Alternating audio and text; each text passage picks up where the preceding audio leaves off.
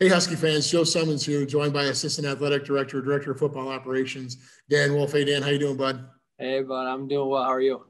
Oh, not too bad. Hey, I was wondering if you can kind of give the fans a little bit of background as to what you do on a daily basis. What does the Director of Football Operations do for a football program? It's a good question. I have a hard time explaining that to a lot of people, including my wife. Honestly, football operations is everything that has to do with the football program, the football team. It's not on the field. So if it's not between the end zones, really, for the most part, I'm handling it, or at least a big part of it.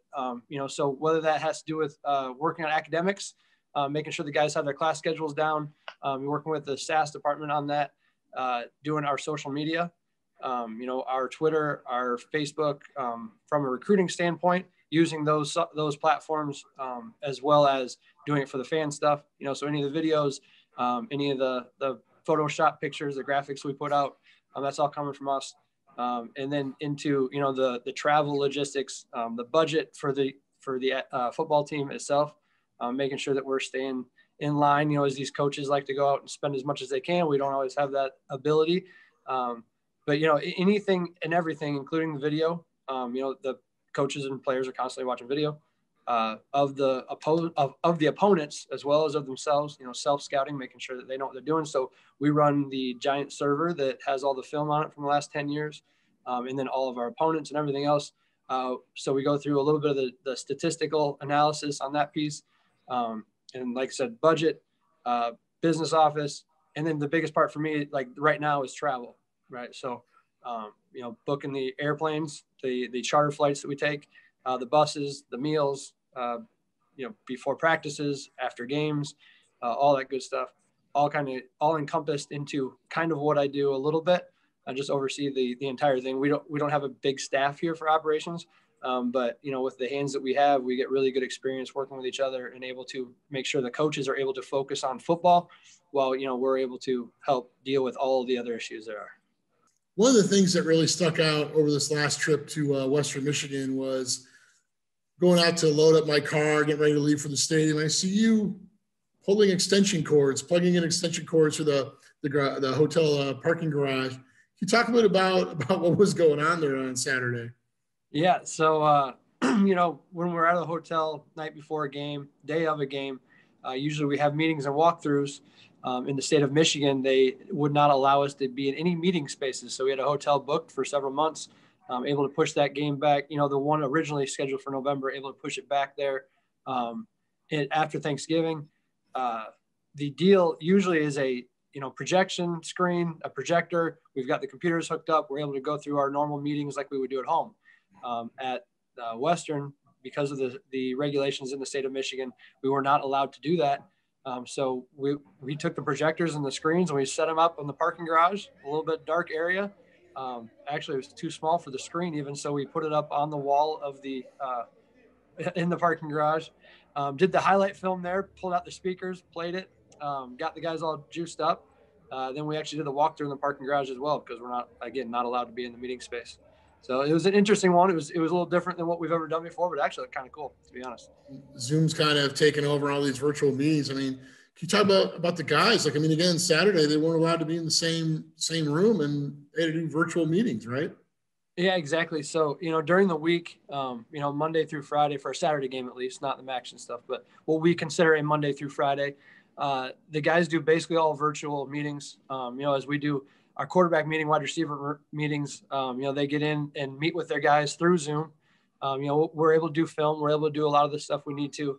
And then when we have them here for the practice, we're able to obviously do that as a whole group now since we're in our bubble. But when we get to the weekends and, over the course of action on those Fridays, Saturdays, Sundays, we're able to have the guys all here, spaced out for the most part. The room capacities are all limited by quite a bit. So even in the team meeting room, we've only got 50 or 60 guys in there. In a wide receiver room like I'm in right now, it has, I think, 24 seats. I'm able to get 12 guys to come in. So really your travel roster is able to come in and meet, and then we'll have different meetings for the younger guys as they do developmental stuff like that. So it's been a really interesting deal. We've tried to keep as spaced out as possible, but at the same time, the guys are getting tested often. They're going through every day. We've done a really good job. Once we started through the season, we've only had a handful, if that, of guys that have actually tested positive. Guys are really taking it seriously. They're wearing the mask, they're social distancing, and they're doing their part, when they're not in the building. And then when they're here, they know for the most part, they're with each other on the team. They still have to shower, still have to do everything, but it's just not as many people all at one time. You and I were talking a bit earlier about the contact tracing, and that's become a big thing that a lot of fans hear about. With this game was canceled because of cases on the team and contact tracing. Can you talk about how you guys have mitigated that? Yeah, it's a really cool deal. I talked to several Big Ten, ACC operations guys before the season started, kind of got their ideas. We kind of put a plan together in place that has worked out really, really well. So we have 4 guys at a time. Any given 4, they basically do everything together, and they different groups. It's guys depending on who they live with. Also a mixture of guys that have had COVID or guys that have not had COVID, to limit the contact tracing. So what we'll do is we have a group of 4 that travels together. They sit on the buses across from each other. They sit on the buses behind and in front of each other. There's spaces in between them if they're not in their group of 4. When they come in and eat for a meal here or at an away game like Ball State, where they're actually allowed to eat in the hotel, there's a round of 8, and their 4 seats are able to be at that round of 8. That 4 sits together. They travel together. They also room together. So, 2 guys room. There's 2 rooms next to each other. Those are the 4. And even then here when we're in meetings, in the meetings that we have, a guy sits next to each other. They're the 2 guys on the same group. So these groups of 4 are traveling together, are doing everything during the week together other than the obvious practice in the game. Even their lockers and pregame are sitting next to each other. So that if, the rules that we've really been given by the county public health people have been that, within 6 feet without a mask on for 5 minutes or longer. We even consider that with the mask on itself. So if I'm sitting on the left side of the bus, the guy on the right side has either had it or is my roommate, right, for COVID reasons. So out of that group of 4, the guy behind me has either had it or is my roommate, and the guy across from him is the same. So out of our 4, the most I can ever contact trace usually is only one other person. So we've kept that minimized as much as possible. Travel has actually gone really well in that regard. It's a little different than we've done in the past, but it works, and so far through this year, we haven't had any issues. I think a big part has to do with, some of these teams, it isn't necessarily the amount of COVID positives, it's the amount of people that are being contact traced out, so we've kept ours at an absolute minimum. They come back from a game and get tested the moment we get off the bus, or the next morning after we get off the bus. It's a big deal that if anybody is positive, that we keep that number to a minimum. And we've really reduced the amount of spread that has happened with the virus as well with the team. I always thought your job was tough enough, but I mean, how did this whole coronavirus COVID situation add a degree of difficulty to what you guys already do? Well, I mean, now that we're into the routine, it's not too bad. It's obviously a lot. We're testing multiple times a day. We're having to arrange, between the guys have classes a lot of guys have classes at 8:00 in the morning. Obviously those classes are still online, but they still have to be on them. So we've got a 6:00 practice. Guys are getting done at 7:30. We've got COVID testing me from 7:30 to 8, and some of them have class at 8. So I'm working with the training staff constantly. They're trying to arrange how exactly they're able to logistically go from one spot to the next. And then often after they get done their 8:00 class, we've got a lift for them at 9 or 10 o'clock.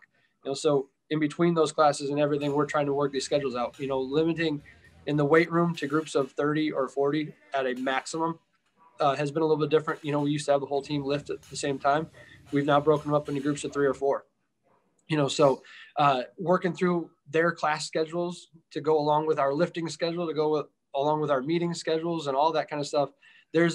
It's doubled up the amount of work as far as the logistics of where the players are and where they need to be. But we found ways to do it. I think that's probably been the most difficult part, is just where they're supposed to be, how they're supposed to be there, how we're supposed to get them to there, and then how we feed them. It's probably the hardest part. The dining hall has been closed for, a lot of times where they normally aren't, including, over the summer, they weren't open at all. So we had the guys here in June, tested them all right away, got a lot of the guys in and working right away, but we had no way of feeding them. So finding ways to get that done locally and doing that has been really difficult, but we're getting through. We're almost there. Well, as one of those guys that's always on the trip, I want to let you know that all your efforts haven't gone unnoticed. I mean, we appreciate you taking care of us in addition to the team and everything you usually do. And I know you're a busy guy, but I wanted to thank you for joining us here for this quick little interview. I appreciate you, dude. hopefully get to see you soon. Yeah, no kidding, right? Take care, bud. Yeah, bud.